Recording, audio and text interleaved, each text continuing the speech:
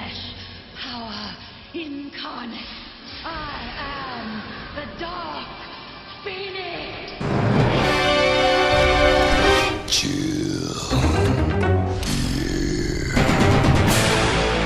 Hello there, gang, and welcome to another episode of Displaying-Model-Behaviour, the Earth's mightiest video podcast.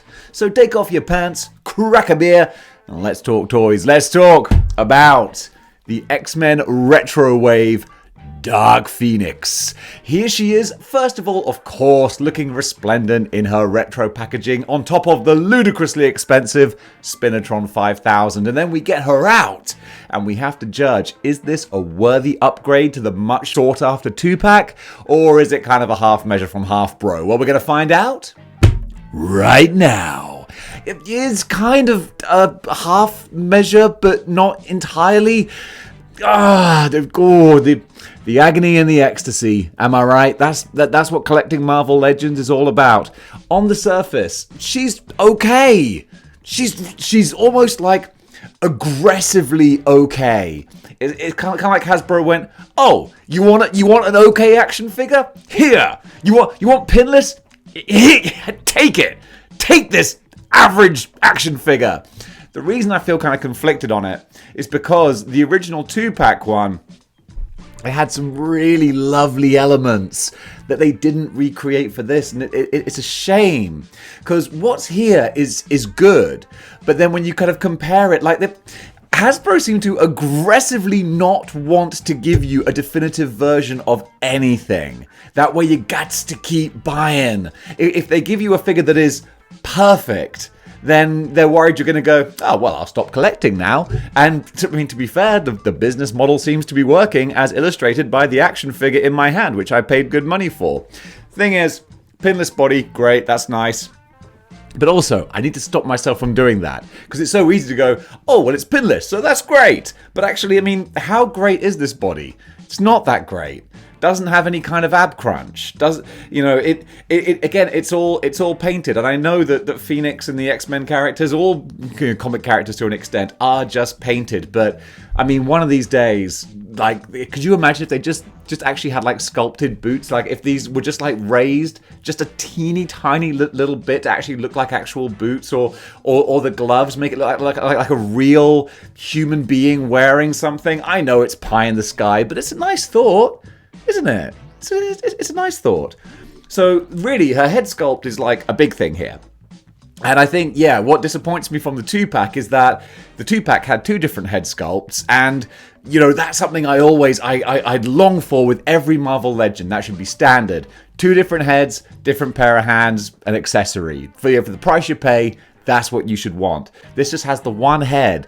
And that's a bit of a shame, because the whole point of Phoenix is that she's Jean. She's a good person, and then she gets evil with the Phoenix Force corrupting her. So ideally, you should want like a kind of a regular kind of Jean, and then super evil Jean. This is evil, pretty evil, but it's not as evil as you'd kind of want it to be. That's what I'm saying here. And also, the 2-pack, and I know I shouldn't like harken on too much about the 2-pack, or maybe I should, because it's a physical illustrative example of what Hasbro can do. It's like, you've got it right there, guys. Don't you just want to do that again? No, apparently not. Because the 2-pack one actually had like translucent, fiery hair. Holy potatoes. If you haven't seen that, and that was the first time you hearing about this, I guarantee you must have got a little flutter in your heart there where you're like, wait a minute, actual translucent fiery hair on the Phoenix? Oh my god, that must have looked so cool. Yeah, it did. Would have been great to have recreated it, but no, we've just got the regular Jean hair with kind of a muddy dark wash on it. It's okay. At least the face isn't ugly. It's just a kind of it's just okay. She looks a little, actually, with her smile, with her slightly toothy smile, she looks a little sort of, buck tooth kind of look. So it's okay. It's okay. And then with the eyes, I think the eyes are good. the dot work and the paint around the eyes, they do look kind of evil and very sort of like she's been crying in the shower for hours and her mascara is all running. But that's good. I just would have loved an extra head, which I don't think is too much to ask for.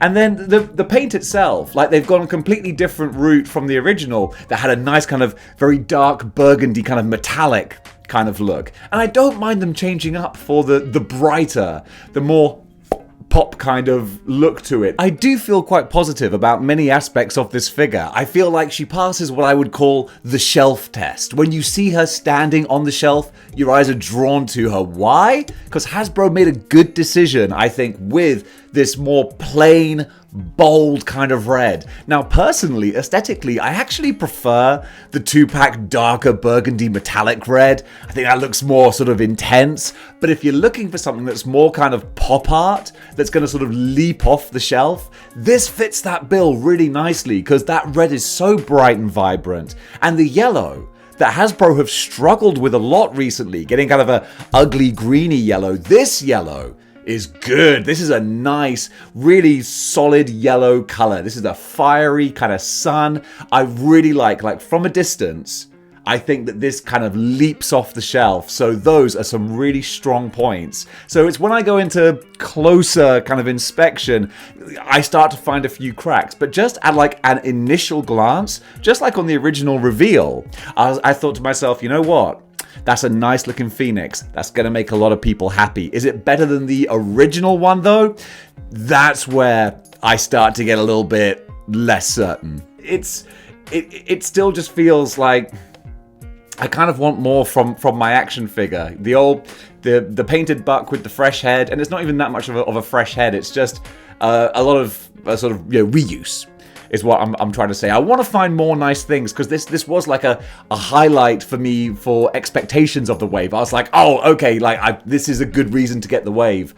But actually, like I can't get too excited about her, which is a little bit of a shame. Then also, as well as she's got the different hands, but I'll stick with these hands. She's got her Phoenix bird, which on the surface is a nice accessory, but it's one of those slightly frustrating things where, like a few accessories like this, it doesn't really fit like in a secure way. You can hook it around her arm, and I think you kind of want to sort of place it on her hand so it'll kind of balance on her hand, but really inevitably it's probably going to fall off and that's going to be your Phoenix, and it's just not very exciting. It's you want, like, this is one of the most powerful cosmic entities in the universe. If you're gonna cheap out, and it is cheaping out, if you're gonna cheap out and not give us another head, then give us an accessory that works. Because this looks nice. The actual bird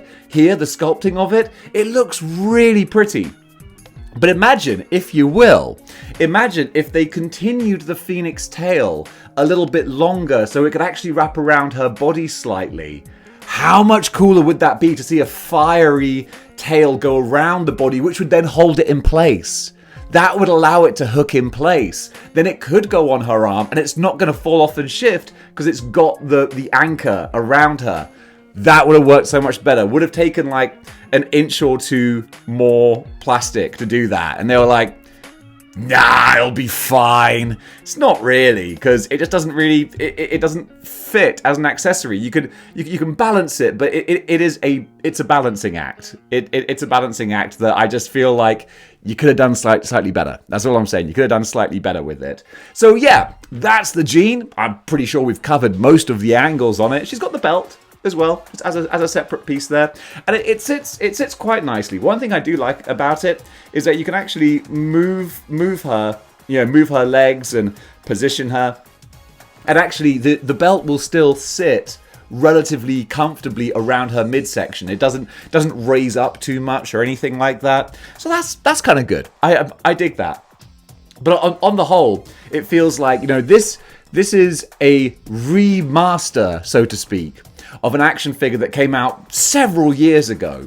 So it should be an improvement, but instead it's not. It's kind of on a par because yes, she's got the newer body, but she's lost a lot of the good elements of that original one without replacing them with anything that I think really zhuzhes up the figure. So that's how I feel about her. Let's give her a grade.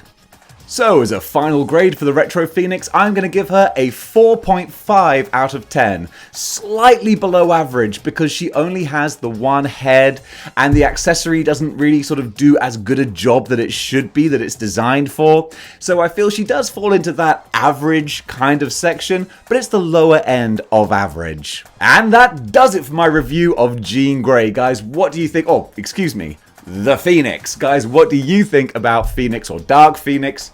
Get it right, Dave. You don't even know what action figure you're talking about. Fake Marvel fan over here. Guys, comment below, let me know. And also, if you want to get your votes in for Action Figure of the Year, you can send those videos to the address below.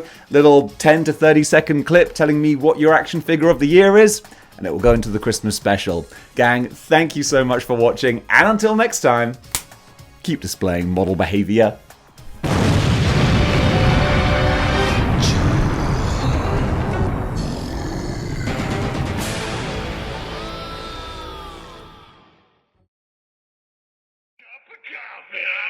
Cup of coffee.